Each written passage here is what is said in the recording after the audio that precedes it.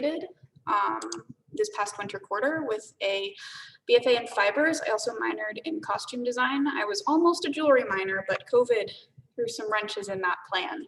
But my passion is creating characters from head to toe. So ever since I was little, I've been fascinated by fantasy, escapism, and overall characters. And what started as a very intense love of Halloween eventually brought me to Comic-Cons, which then finally landed me in the world of costume design. So my first series that I did for my senior portfolio is called May I Have This Dance? It is a very abstracted sort of self-portrait told through material exploration and costume design. I am a very tactile person. I love materials. So the way that I started was just playing with different ones, seeing how I put things together. I was working with this duality of grotesque and feminine because I am a very feminine person, but I also like horror and darkness, and I wanted to explore that. At the same time, I was also learning how to do tambour embroidery. So through these different swatches, I started developing a visual language for what would eventually be this larger narrative. And then I finished it off with a larger tambour piece inspired by magical girl animes, since that was a very big visual inspiration for what I was doing with this. Once I had that visual language kind of solidified a little bit better, I started creating characters. The first character is the witch. The witch demands more. She is excess, overgrowth, too many eyes and teeth, a shrill laughter far too loud. She is Marie Antoinette's head in a basket, eating cake until you throw up, the green stain of a cheap ring. She's very inspired by the Rococo period because if you want grotesque, beautiful, feminine, overindulgent opulence, that is really the place to look. I also did some fabric swatches for her. I wanted to do something that was really a lot and also very dimensional. So I started with hand screen printed fabric. I marble painted on top of it and then did some manipulation of that fabric. My second character is the prince, who is also a female character. The prince is unknowable. To see her is to stare at the sun, a porcelain doll untouched for decades, the reflection of a smile in polished silver. She lives in the uncanny valley, too deep to reach. So she deals with a more androgynous, austere, kind of the unattainable beauty standard femininity. And then finally, we have the heroine. The heroine flits between the two, deciding with each passing day which to be intoxicated by. And I do view this story as almost a coming of age, where the heroine is coming into her own as a woman and is tempted by different modes of expression and different kind of modes of femininity as represented by these two potential lovers. And finally, I did some character renders, which in the costume design world is basically a mock-up to show how we want the costume to look. I did ones for the witch and the heroine, and I did them by collaging together different historical fashion plates. And then I made garments. First, I did the heroine. Her silhouette is inspired by 1860s or Civil War era America, with a touch of 1950s in the hemline. This was another period of history that I looked to because it is one that has great beauty and is also just completely horrific. Just awful, awful time period.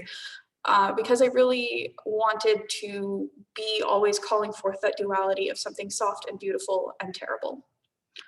I also made some sterling silver jewelry for her. So all of this is hand fabricated from just sheets and rods of silver.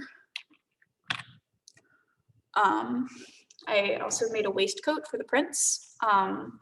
This is this was modeled after a 17th century French riding jacket. So it is still a female garment, but it is another one that's more androgynous because men and women would both wear waistcoats.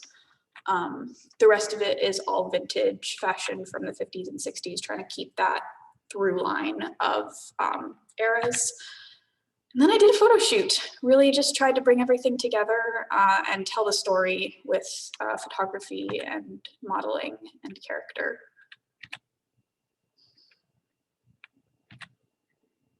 And that is May I Have This Dance. My second series is called Anime Atelier, and it is a love letter to cosplay, or costumes that are recreated from pop culture sources like anime, video games, and TV shows. Like I said, this is how I got into fibers in the first place. So these are a couple of my older costumes. A question that I get a lot is, why would you want to make something you didn't design? And what I think a lot of people miss with that is that these designs were not made for construction. They were made for animation.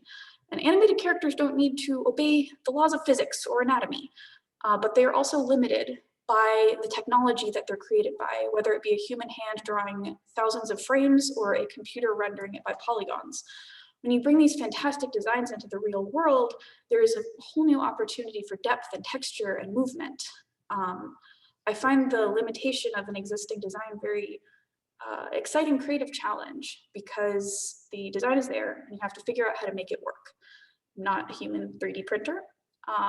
This does require a lot of creativity, and I want to show kind of what that process looks like through this project. So the character that I chose, her name is Edelgard von Hresvelg, bit of a mouthful. I chose it because it's a very elaborate outfit that is also completely devoid of texture. So it's challenging, and it also would require me to take some creative liberties to make it not look really boring in real life. Because video game characters tend to not change their clothes, I had the added challenge of this outfit is supposed to be what the character wears both as a royal and also on the battlefield. I could spend all day talking about everything I did for this costume, so I am going to focus on the embellishments. The first major technique that I used was smocking, which is basically where you draw a grid on a piece of fabric and you gather it on that grid, which creates a really beautiful, I think, surface texture. I added to that texture by choosing a two-tone fabric, which would have really dramatic shadows and highlights. And I actually drafted the sleeve pattern with the bulky smocked fabric in mind, because it already has so much of that. I didn't want to gather it, which is how you would usually create a puffed sleeve. This type of sleeve draft was super complicated, but reduced bulk makes it much more comfortable to wear. Because of the amount of shrinkage smocking creates, it has about 3 yards of smocked fabric in it, though you wouldn't be able to tell by looking at it.